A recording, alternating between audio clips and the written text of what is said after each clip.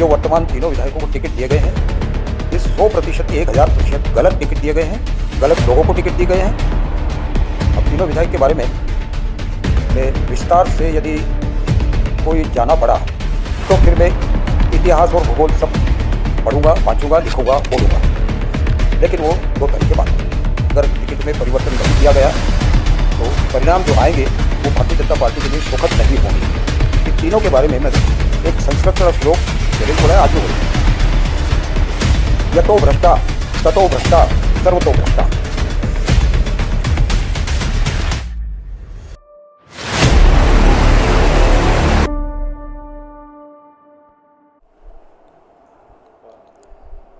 नमस्कार, the live express के ख़ास कार्यक्रम चेयर रेस में आपका स्वागत है। इस वक्त हमारे साथ मौजूद हैं भारतीय जनता पार्टी के वरिष्ठ नेता और जनसंघ के एक पुराने रुकन, जिनका नाम है संपत पटवा, और आप पूर्व मुख्यमंत्री सुंदरलाल पटवा के भाई हैं। हम इनसे चुनावी मुद्दे उन पर चर्चा करने यहाँ पहुँचे हैं। स्वास्थ्य खराब होने के बावजूद भी संपत पटवा साहब ने हमें वक्त दिया, इसके लिए द लाइव एक्सप्रेस उनकी आभारी है। हम इनसे चर्चा करते हैं विधानसभा चुनाव 2023 को लेकर। सर, भाजपा से आप बहुत पुराने जुड़े हुए हैं, जनसंघ के वक्त से आप जुड़े हुए हैं। अभी जो भाजपा के हालात हैं, ये मालवा जो है आरएसएस की नर्सरी कही जाती है, इसको लेकर आपका क्या कहना है? पहले तो आपने जो अभी कमेंट किया कि स्वास्थ्य खराब होने के बाद इसको सुधार दीजिए, मेरा स्वास्थ्य बहुत अच्छा है। और वर्तमान भाजपा की स्थिति के बारे में ये कहना चाहूँगा कि ये जो मालवा क्षेत्र है और उसमें भी ये मंदसौर, पुराना मंदसौर ज़िला, इसको आप नर्सरी कहिए या संघ और जनसंघ की जब स्थापना और शुरुआत हुई तो उसकी जड़ बुनियाद में जिन लोगों ने योगदान किया है उनके बारे में अगर मैं नाम लूँ तो ऐसे शायद 50 नाम होंगे, जिन्होंने अपना पूरी जवानी, पूरा जीवन इस पार्टी को, इस संघ को और इस जनसंघ को स्थापित करने में और एक छोटे से पौधे के रूप में स्थापित करके वट वृक्ष इस क्षेत्र में बनाने के लिए जो योगदान दिया है, शायद उस योगदान के बारे में इतना ही कहना चाहेंगे कि उन लोगों के लिए पूजा शब्द अगर अपन कहें तो कम है। आज जो स्थिति है, वर्तमान स्थिति को देखकर तकलीफ बहुत होती है। 2 प्रकार की परिस्थिति है। संघ और जनसंघ के शीर्ष पर बहुत अच्छी परिस्थिति है। संघ और जनसंघ के बाद जनता पार्टी और भाजपा आज देश के अधिकांश हिस्सों में, गांव-गांव में, घर-घर में पहुंच चुकी है। और संघ और जनसंघ का, जनता भाजपा का जो शीर्ष नेतृत्व है, वो तो यही कहना चाहेंगे कि 1000 वर्षों की गुलामी के बाद भारत अगर पुनः विश्व गुरु के स्थान पर स्थापित होने जा रहा है तो उसकी स्थितियां सुखद और आशापूर्ण बनती जा रही है। और जो शीर्ष नेतृत्व का लायक है, एक सेकंड लाइन होती है पार्टी के नेतृत्व की, सेकंड लाइन, वहाँ भी सब ठीक ठाक है जी। किंतु पार्टी के नेतृत्व की जो तीसरी लाइन होती है, तृतीय स्थित लाइन, जो सीधे कार्यकर्ताओं से जुड़ी रहती है और निचले स्तर की राजनीति को नेतृत्व देती है, वहाँ स्थिति शोचनीय है, दुखद है, अच्छी नहीं है। वहाँ सब प्रकार की स्थिति का जो पराभव हुआ है वो अपने निम्नतम स्तर पर पहुंच चुका है। उसको अगर नहीं सुधारा गया, कार्यकर्ता अपनी जगह कायम है, कार्यकर्ताओं में कहीं कोई पराभव नहीं है, कार्यकर्ताओं में कहीं कोई ऐसी विपरीत स्थिति नहीं है, लेकिन कार्यकर्ताओं के ऊपर जो तीसरी स्थिति का जो नेतृत्व है, वह स्थिति अत्यंत शोचनीय है, पराभव की निम्नतम स्तर पर पहुंच चुकी है। और उसके उदाहरण अगर देना चाहूँगा तो नीमच जिले की विधानसभा के तीनों क्षेत्र के विधायक महोदय, जिनके बारे में काफ़ी कुछ मैं अखबार के माध्यम से बोल चुका हूँ और कुछ चैनल के माध्यम से भी बोला हूँ, आपके चैनल के माध्यम से भी ये कहना चाहता हूँ कि तीसरी श्रेणी का नेतृत्व अगर आप उसकी परिभाषा जानना चाहें तो उसमें तीनों विधायक आएंगे, तीनों क्षेत्र के तीनों विधायक। अब तीनों विधायक के बारे में मैं विस्तार से यदि कोई जाना पड़ा तो फिर मैं इतिहास और भूगोल सब पढ़ूंगा, वाँचूंगा, लिखूंगा, बोलूंगा, लेकिन वो 2 तारीख के बाद यदि आवश्यकता पड़ी तो। आज इतना ही कह सकता हूँ कि जो वर्तमान तीनों विधायकों को टिकट दिए गए हैं, ये 100% 1000% गलत टिकट दिए गए हैं, गलत लोगों को टिकट दिए गए हैं। इनका जो पुराना कार्यकाल रहा है, पिछला कार्यकाल छोड़ दिए, जो पीछे 5 साल का कार्यकाल रहा है, उसके बारे में अगर विस्तार से जाए तो शायद मेरे को बोलने में 15 मिनट या आधा घंटा लग जाएगा। वो फिर अगर 2 तारीख के बाद आपको कभी समय मिले तो बात करना, मैं बताऊंगा। अभी पहले भी मैं बोला हूँ, अभी भी आपके चैनल पर बोलता हूँ कि तीनों के बारे में मैं एक संस्कृत का श्लोक पहले भी बोला है, आज भी बोलूँगा। यतो भ्रष्टा ततो भ्रष्टा सर्वतो भ्रष्टा। यदि आप कहेंगे तो इसका हिंदी मतलब भी मैं समझा देता हूँ। यतो भ्रष्टा, इस तरह से भ्रष्ट, ततो भ्रष्टा, उस तरह से भ्रष्ट, सर्वतो भ्रष्टा, सब तरह से भ्रष्ट।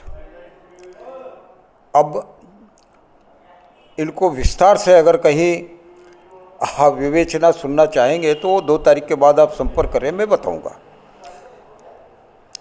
अनेक घटनाएं हैं,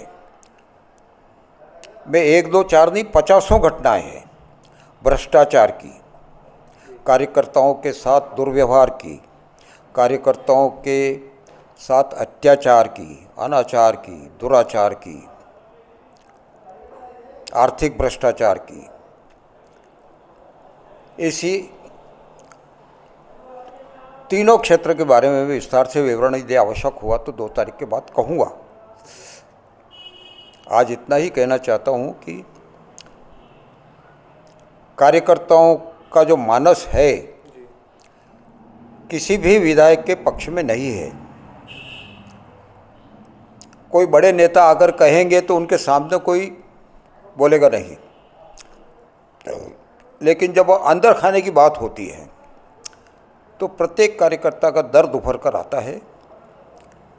और मैंने पहले भी कहा, आज भी कहूँगा कि अगर टिकट में परिवर्तन नहीं किया गया तो परिणाम जो आएंगे वो भारतीय जनता पार्टी के लिए सुखद नहीं होंगे। अभी पटवा साहब, जो तीनों को टिकट दिया गया है उसके बाद बगावती सुर देखने को मिल रहे हैं। माधव मारू पे रंगदारी, दादागिरी के आरोप लग रहे हैं। दिलीप सिंह परिहार पर उन्हीं के करीबी नेता जो हैं वो भ्रष्टाचार के आरोप लगा रहे हैं। मंत्री सकलेचा साहब से भी कोई खुश नहीं है। इसको लेकर आप क्या कहना चाहेंगे?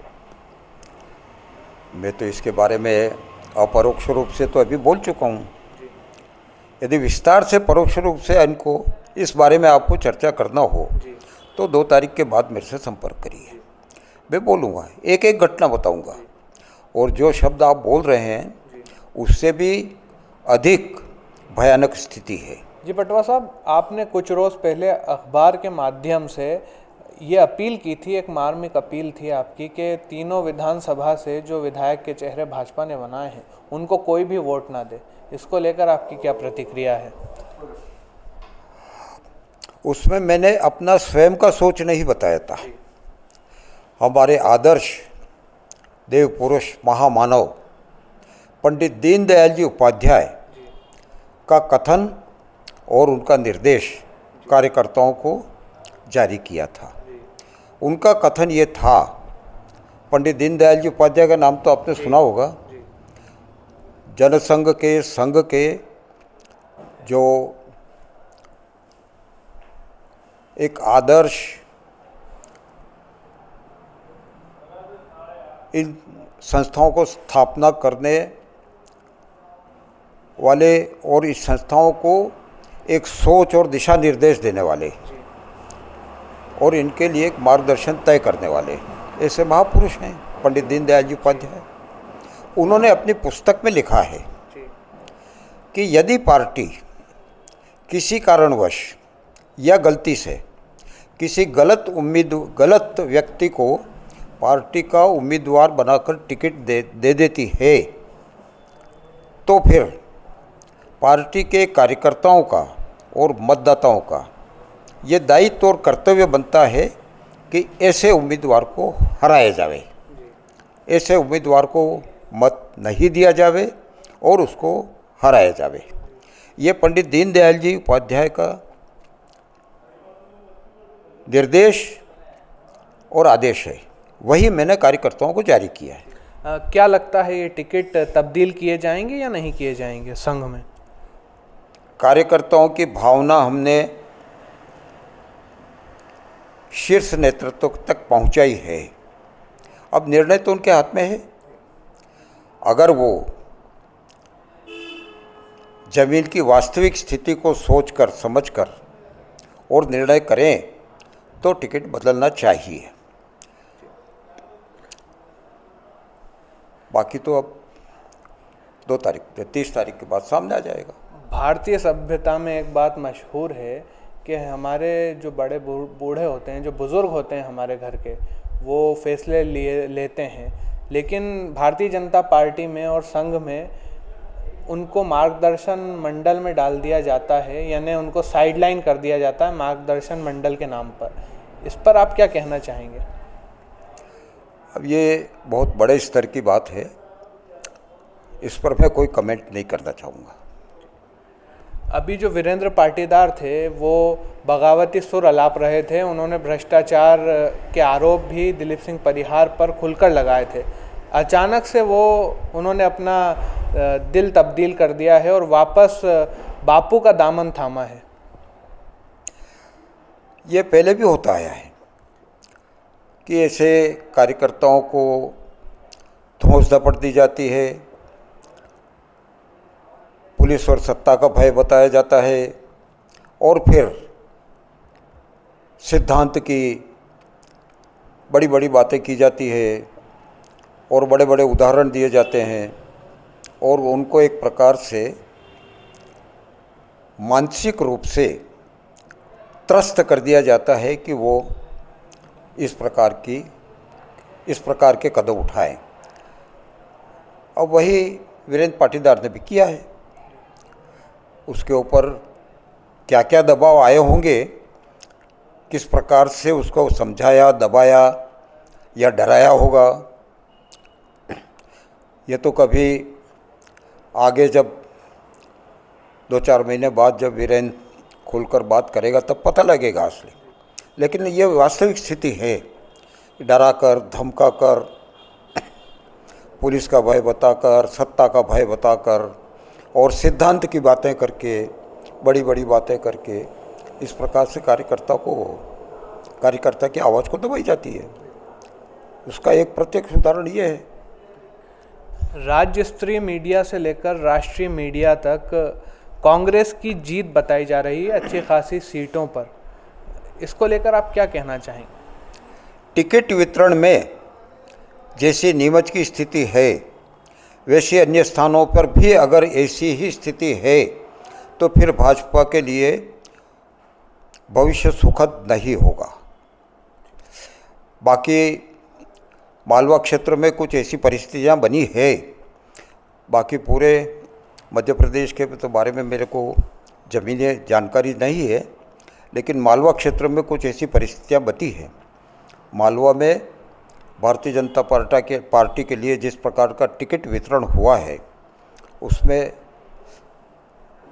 परिस्थितियां आगे चुनाव में जो निर्णय आने वाले हैं वो शायद सुखद नहीं हो सकते हैं। ये थे हमारे साथ वरिष्ठ भाजपा नेता और जनसंघ के ज़माने से आरएसएस से जुड़े संपत पटवा जी, जिन्होंने बेबाकी से तमाम सवालों के जवाब दिए हैं। और इन्होंने एक सबसे बड़ी बात कही है, यदि मालवा क्षेत्र में टिकट तब्दील नहीं किए जाते हैं, विधायक के चेहरे बदले नहीं जाते हैं, तो भाजपा को बड़ा खामियाजा उठाना पड़ेगा। मेरे सहयोगी आसिफ अली के साथ मैं आलम तौकीर।